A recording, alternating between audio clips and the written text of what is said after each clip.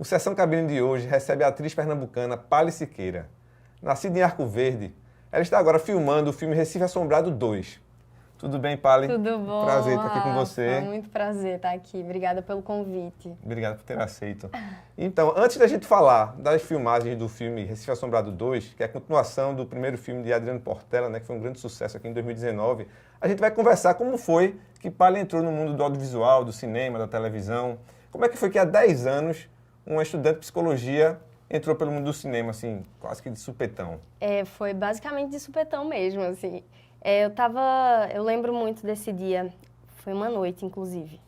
Eu estava na sala de aula, eu dava monitoria de genética, de fisiologia. Era aqui no Recife? Era aqui no Recife.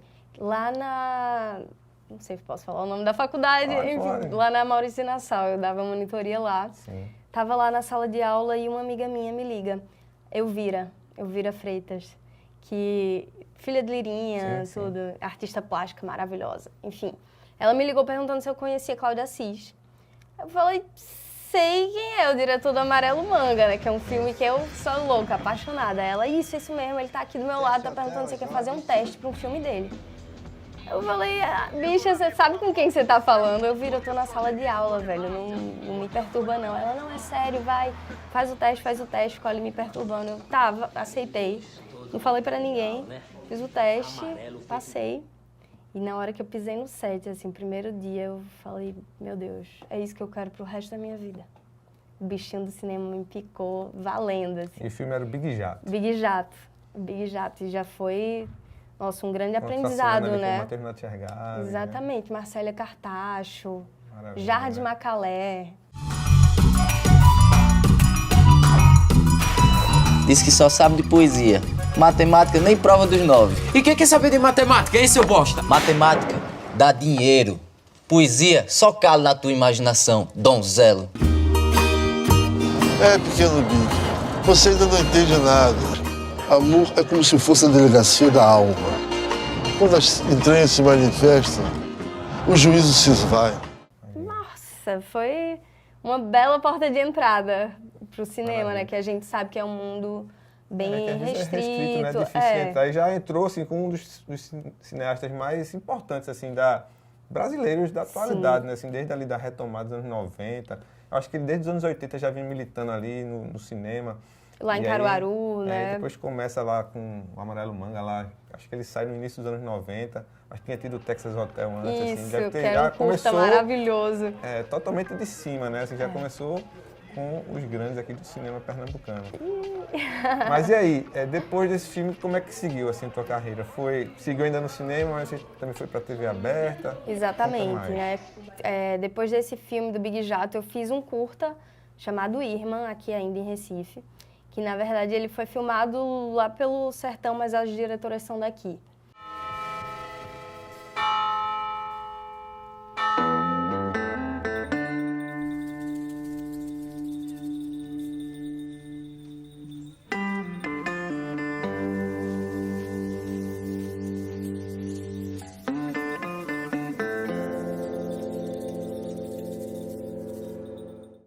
E aí eu fui convidada para a TV aberta, né? Fui para Globo, fiz Totalmente Demais, foi a novela das 7, depois segui para Malhação, mas o cinema sempre presente em minha vida. Em toda a brechinha que eu conseguia, ia fazer cinema. Né?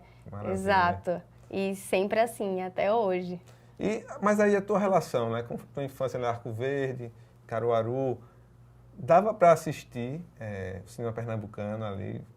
Conseguia ter acesso? Era difícil? Ou tu entrou mais depois que começou a atuar? Arco Verde tem um cinema, que é o Cinema Rio Branco, que é um dos cinemas mais antigos que tem da América Latina, assim.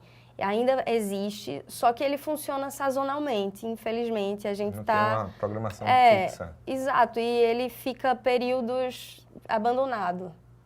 E aí, enfim, entra a prefeitura, sai a prefeitura, sempre a promessa de revitalizar o cinema, de botar o cinema para funcionar de novo. Até agora está parado numa obra eterna, que a gente não sabe quando vai voltar, mas a gente tem esperança de que ele volte. Né? E meu primeiro contato com o cinema foi lá. Foi assistindo lá no Cinema Rio Branco. Entendi.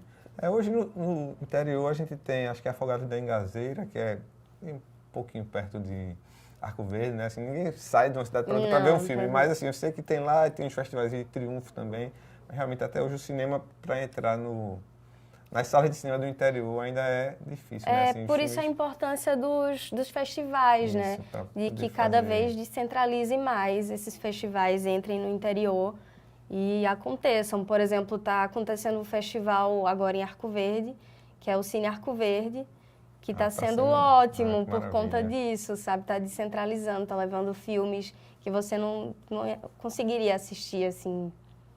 E aí, tá... E que cada vez mais esse movimento aconteça, né? Dessa descentralização dos grandes festivais, que eles migrem, que eles entrem cada vez mais nos interiores. Entendi. E me diz uma coisa, Paula, e quando tu foi chamada, tu tinha tido algum contato já com atuação? Já tinha feito algum curso, alguma coisa de escola, aquele teatrinho de escola, alguma coisa assim? Só de escola, mas nada profissional, Totalmente nada... amadora, né? Completamente, era só, enfim, de sala de aula mesmo, assim, de escolinha mesmo. Mas sempre tive vontade, né? Eu sim. lembro que quando criança eu olhava pra minha mãe e falava, eu vou trabalhar aí. Vou trabalhar aí dentro. Exatamente. Maravilha. Já tinha essa esperança, esse desejo. Só que como nascida e crescida no interior, quando falava sobre essa minha vontade, esse meu desejo, as pessoas, ai, que fofa, que bonitinha, mas Você é viu, impossível de acontecer, né? você viu o cavalo passar selado e Na hora aproveitou, agarrei. né? Exatamente. Maravilha. E aí, TV aberta, né? Você fez muita coisa, mas também foi para o streaming, né? Assim, Fui pra Bom Dia Verônica, Netflix. né? Uma das séries mais faladas aqui nacionais, né? Tanto sucesso tanto de crítica quanto de público. Como foi a experiência aí? Nossa, incrível. bom. Incrível trabalhar com o Zé Henrique Fonseca, que foi o diretor do Bom Dia Verônica. É sensacional, é de uma sensibilidade enorme, de muito ouvido, sabe? Muito acolhimento, muita delicadeza, porque eram cenas muito fortes, né? Muito uma série tensas muito- ali. Muita potência Exato. de denúncia, né? Assim, E a participação da minha personagem, né, era bem pesada, assim, bem Você faz uma violência, né? Forte. grave. E é isso, foi um set de muito cuidado, de muito respeito. Todos os dias que filmei com eles foram sempre incríveis. Maravilha. É muito bonito quando você entra num set e vê aquele organismo inteiro funcionando, sabe? Como um balé quase, assim, como, sei lá, uma orquestra. Muita coisa acontecendo ao mesmo tempo. É. Né? Assim. Exato. E tem que funcionar, né? Tem que funcionar, senão... É uma coisa que quem está de fora às vezes não percebe, assim, como o cinema precisa ser muito organizado, né? Principalmente quando você Sim. trabalha com orçamentos mais enxutos. Eu imagino que você já tenha tido experiências distintas, né? Assim, na Netflix, eu imagino que o orçamento seja mais robusto. Sim. Mas para um curta-metragem, mesmo um longa mais em formato alternativo, precisa tudo estar muito encaixadinho, né? A produção precisa ser muito bem feita, né? Exato. A gente não A parte pode... burocrática que a gente não Nossa. vê, ela tem que rodar Funcionar muito bem. Funcionar... É isso, chegou no set, é hora de executar. Toda a parte teórica, toda a parte de problematização de tudo tem que vir antes. né? Porque na hora que você pisa ali, é tipo, execute, faça, esteja planejado e Tá com pronto, vários né? planejamentos, assim, porque sempre ocorre uma questão que estava fora do previsto, sempre tem isso e aquilo ali. Você tem que estar com aquilo já previsto também, para Tem poder que funcionar. Tem umas cartas na manga para improvisar na hora do que vai dar alguma coisa. Com certeza, porque a gente sabe que custa bastante dinheiro, né? Um dia de filmagem e tudo mais, assim. E você não ter isso bem estabelecido, seus planos, é desgastante para todo mundo, para a equipe toda, para o elenco todo, enfim, para tudo. Maravilha.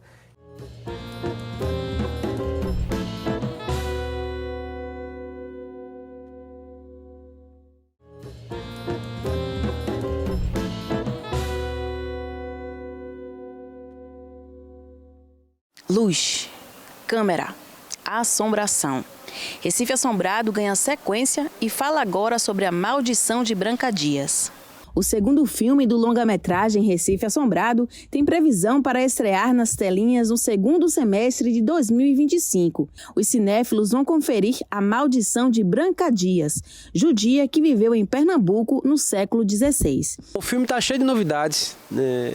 Estamos super empolgados com essa construção, mostrar essa história para Pernambuco. Mostramos no filme 1 e foi o maior sucesso, né? tivemos a segunda maior bilheteria no ano da sua estreia, perdendo apenas honradamente para Bacurau. O filme passou um tempão no Cinema São Luís. E esse filme, que traz o nome de Branca Dias, uma personagem super importante na mitologia, na nossa mitologia mal-assombrada e na história geral, de uma forma, traz diversas inovações.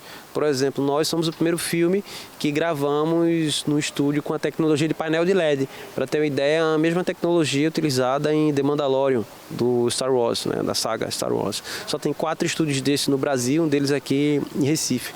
Nós vamos ser também o primeiro filme a ter um número grande de efeitos especiais. São 80 efeitos especiais dentro do Recife Assombrado 2. Então, estamos aí bem empenhados e de mostrar não só uma boa história, não só a nossa cultura, mas uma qualidade tecnológica, cinematográfica para o povo de Pernambuco e, quiçá, do Brasil. Essa obra, né, tem sido fantástico, porque a gente está trabalhando muito numa pegada da essência nossa mesmo, né? Uma experiência de cada um ali jogando, e a gente está querendo muito trazer essa questão do terror um pouco mais sinistro, né? Tem momentos ali que você vai conferir que tá tudo tranquilo, a composição tá bonita, a simetria tá rolando, porém quando o filme vai crescendo, a gente começa a observar que muda um pouco a composição, a luz, então fica mais, a gente começa a trazer a penumbra e as coisas começam a ficar mais interessantes, né? A saga não para por aí. A obra vai virar uma trilogia e vai lançar ainda uma série spin-off com muitos efeitos visuais. Estamos também super empolgados com isso, porque vamos ser... O Recife Assombrado 1 é o primeiro filme de terror de Pernambuco, longa-metragem. O Recife Assombrado 2 vai ser a primeira sequência. Pernambuco não tem uma sequência assim, filme 1, filme 2. E provavelmente, né, a não ser que corra em tempo recorde, vamos ser a primeira trilogia do estado, né? Então a gente está meio que formando esse universo da nossa mitologia cinematográfica, desse universo assombração. Em paralelo vamos ter a gravação de uma série também sobre o Recife Assombrado. Então assim, o universo se compõe da trilogia, da série e da expansão, que são os quadrinhos, são os livros. Recife Assombrado 1 também teve um livro, né? Tem muita game que já foi proposto pra gente, então tem muita coisa para rolar. Um dos personagens que promete aterrorizar o espectador será interpretado por Márcio, ator que participou do primeiro filme como figurante. É exatamente isso aí, é um personagem que chega para impactar, né? Ele, apesar de, como você mesmo falou, que ele não aparece, não tem o rosto dele, mas ele chega justamente para assustar os outros personagens, né, e o público em geral. Aí é desafiante porque, como eu falei, ele não tem fala, né, porque na verdade ele é o soldado sem cabeça, mas o trabalho do ator, da expressão corporal, porque ele usa muito a questão do corpo, então é um trabalho que a gente vai fazendo no dia a dia, as experiências de como é que ele vai ser a movimentação desse personagem em cena. Daniel Rocha, protagonista do primeiro Recife Assombrado, integra o elenco e se une a ele os artistas pernambucanos Pali Siqueira, Mônica Feijó e a influencer que estreia como atriz Beca Barreto, além da gaúcha Vitória Estrada. Agora vamos falar do Recife Assombrado 2, inclusive fazendo jus ao nome do programa, né? Sessão Cabine, para quem não sabe, são exceções que as produções dos filmes ou os estúdios fazem para a imprensa assistir antes do filme estrear. Elas aconteciam com muito maior frequência antigamente, diminuiu, ainda existe, mas é menos, né? Eu peguei emprestado esse nome aqui para o programa, mas a gente não fala só de filmes novos, mas agora a gente falar sobre um filme que vai fazer jus, né, ao nome do programa. Me conta aí, como é que está sendo as gravações do Recife Assombrado 2, né? Essa questão de continuação é muito comum no cinema hollywoodiano, né, no cinema dos Estados Unidos, ou mesmo aqui no Brasil, mas no cinema extremamente comercial. Nos filmes independentes é mais raro, né? Assim, eu não consigo nem me lembrar aqui de uma continuação assim, oficial. Assim, talvez você pegar lá nos anos 60, Glauber Rocha, o Deus e o Diabo na Terra do Sol, aí o Dragão da Maldade com o Santo Guerreiro tem um personagem que continua ali, mas não é oficialmente uma continuação, né? Exato. E aí como é que está sendo trabalhar assim na continuação? Você não participou do primeiro, mas aí precisou assistir, né? Já deve ter assistido para poder continuar. Explica um pouco como é que está sendo a participação no filme. É muito legal, né, isso, você pegar um filme que é isso, um cinema independente, mas ele tem um apelo, uma pegada comercial. Público, né? Exatamente. Isso. Pela história toda. Ele foi muito bem aqui em 2019, ele foi o filme, se eu não me engano, ele só perdeu aqui em Pernambuco para Pra Bacurau. Bacurau, né? é verdade. O filme mais assistido aqui em 2019. Isso né? é muito legal, né? Eu acho incrível isso de Pernambuco. A gente se consome, né? A gente consome nossas histórias, a gente consome nossa cultura. E isso é nosso diferencial do resto do Brasil Isso. todo, A assim. gente se basta, né? A gente consome o nosso país, é a coisa mais linda. E o Recife Assombrado fala muito disso, né? Já traz isso no nome, assim. São histórias do Recife. São histórias que acontecem, que aconteceram aqui.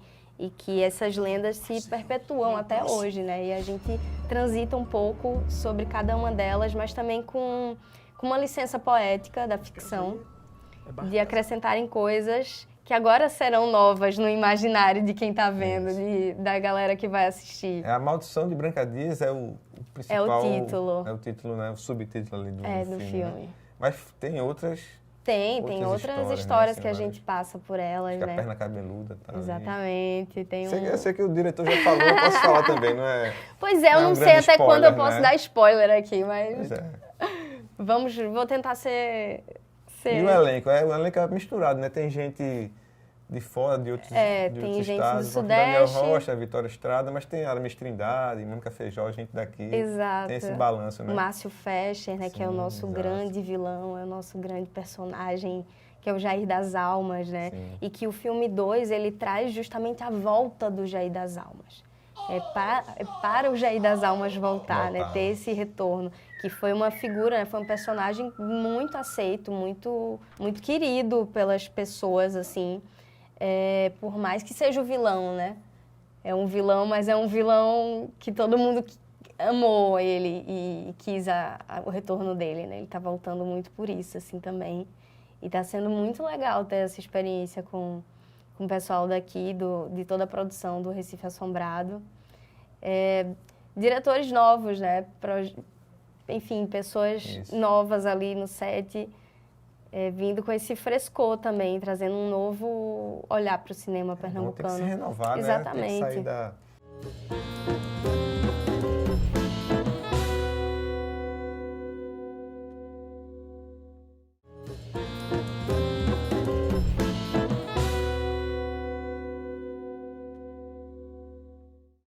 O cinema pernambucano, até a retomada nos anos 90, ele vivia de ciclos, né? A gente tem o ciclo do Recife lá nos anos 20 do século passado. Aí tinha um grupo de pessoas, não se renovou, morreu. Aí passou um hiato grande, teve um ciclo do Super 8, que foi ali no final dos anos 60 e vai até o começo dos anos 80. Aí também não se renova. O próprio formato também deixou de funcionar como formato viável, né, de realização de filmes.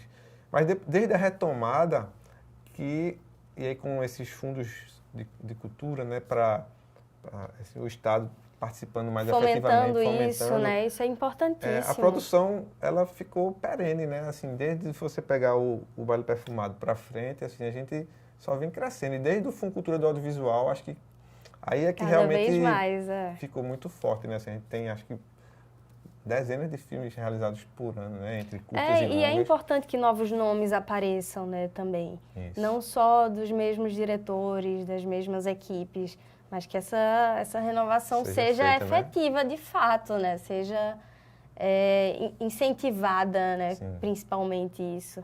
E por falar em novos nomes, além de atriz, você também está começando uma carreira aí como roteirista, diretora. Já dá para contar? Exatamente, dá aí? sim. A gente filmou ano passado, ele está agora em processo de finalização, é um curta chamado Tapando Buracos, que a gente está planejando fazer o lançamento dele ano que vem, primeiro em festivais internacionais, para depois vir aqui para Pernambuco primeiro, né? A gente quer vir para o CinePE, enfim, para vários festivais rodar por aqui também. Maravilha. Mas antes ele tem um caminhozinho a percorrer. É importante, né, esse circuito de festival para dar uma internacionalizada mesmo no filme. É isso, né? Vai ser não só meu, quanto de uma equipe toda também, cartão de visita de lançamento, né? De estreia, como isso. Eu como diretor e como roteirista, e o Depois pessoal que ele passar também. por essas etapas todas dos festivais, depois internacionais, nacionais, se entrar em alguma programação assim, lembrar da TV Pernambuco. Com a gente tá sempre aqui certeza! passando Ai, que maravilha! filmes, de cineastas pernambucanos e também de outros países assim. A gente costuma dá um espaço bem interessante para o audiovisual independente, principalmente pernambucano, mas brasileiro como um todo. Que maravilha! E, nossa, o estar por trás das câmeras também é um outro frisson, sabe, que acontece. Eu comecei na frente das câmeras, né? E agora tô tendo essa experiência de estar por trás, de estar realmente com a história na mão. Sim, eu co-dirijo, né? Também atuo. Não fazia parte do planejamento inicial. Eu queria estar focada mais na direção ali e tudo mais. Porém, entretanto, todavia, percalços no meio do caminho acontecem, né? A gente tem que se adaptar. Manga, né? Exato. E acabei atuando também no filme. Não é todo mundo que tem uma diretora que é atriz, né? Aí facilita o... E convidei uma amiga também para co-dirigir comigo, né? A gente dirige junto esse filme, justamente por conta disso também, de estar atuando. Precisava de um olhar de confiança e tudo mais do que estava sendo feito ali. Se estivesse lá na frente, né? Então eu cuidei de toda a parte do pré-set. Sim. Sabe? Todas as decisões, de todos os planos de filmagem, tudo mais, tudo era batido. Eu estava ali presente, tudo certo. Mas na hora do ação mesmo, na hora de rodar, eu cheguei para Laura e falei, um beijo, agora é você. Segue aí, agora né? eu sou atriz. Elenco. Maravilha. E, Pali, além do teu trabalho no audiovisual, né? Como atriz, agora como diretora, tu também é artista plástica. Sim. E aí, fala um pouco né? Quais são os teus planos aí, como é uma coisa, é um hobby, é uma coisa que tu leva a sério mesmo, tem vontade de expor o teu trabalho, quais são as tuas referências? A pintura está na minha vida desde sempre, assim.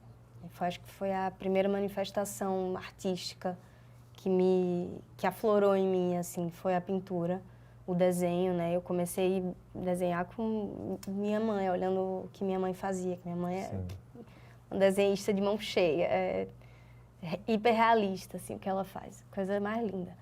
Mas, enfim, comecei por ali e a pintura sempre esteve comigo e foi realmente a primeira forma artística a se expressar na minha vida e comecei a ganhar dinheiro com isso, vendendo meus quadros para amigos e tudo mais, né? Isso foi escalonando, cheguei a fazer uma exposição solo lá no Rio, lá na Casa da Gávea, que foi muito, muito legal.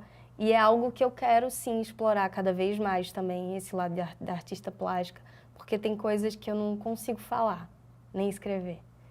Aí eu pinto. Entendi, maravilha.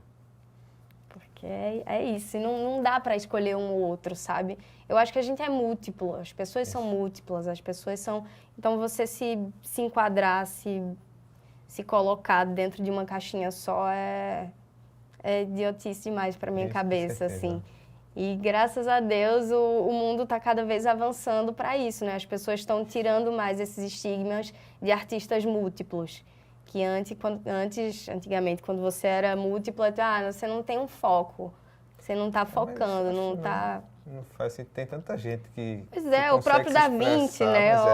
Mas se você por vai ele, para trás, né? eu acho que todos eram múltiplos, né? Eu acho que esse afunilamento é uma coisa mais recente, né? Mas eu acho que já tem muita gente se mostrando... exemplos bem óbvios, né? Chico Buarque, que é músico, mas é também poeta, é escritor, né? É engraçado ele falando, quando ele decide escrever um livro, ele abandona completamente a música. Ele precisa dar uma pausa assim para poder se concentrar, depois volta. Eu já vi, tem vários documentários que ele fala sobre isso, assim, quando ele está com um projeto, ele está totalmente mergulhado. No projeto, comigo funciona assim da mesma também, forma também. Por isso que eu não tenho ainda uma exposição nova para trazer, porque, enfim, a Palhatriz estava sendo bem presente, né, no meu dia a dia e tudo mais. Fiz um filme também, que acho que vai lançar esse ano, talvez, eu não sei, ano que vem. Estamos no aguardo de Lírio Ferreira. Sim. O Serra das Almas. Maravilha. Já foi filmado, tudo, já está no... Já está finalizado. Lançado, né? Estou ansiosa para o lançamento, hein, Lírio? Lírio, inclusive, trabalhou aqui na TV Pernambuco nos anos... Acho que no final dos anos 80, começo dos anos 90. Inclusive, muita gente do cinema pernambucano, desse cinema pernambucano ali que floresceu nos anos 90, teve passagem por aqui. Que massa, Lírio, Paulo Caldas, a própria Cátia Mezel também, ela teve programas aqui. A TV Pernambuco tem uma história longa assim, com o cinema pernambucano e continuar tendo. É isso, exatamente. Maravilha. Palio, muito Cada obrigado. vez mais. Eu que te agradeço. Foi ótima Adorei, conversa. Obrigado, adorei. viu? E quando eu tiver mais, enfim, coisas para soltar sobre os com curtas certeza. e Volta, os né? roteiros, voltarei Com certeza. para exibir aqui na TV Pernambuco para Ótimo. vocês. Então, na semana que vem a gente volta para falar um pouco mais sobre o cinema pernambucano. Até lá!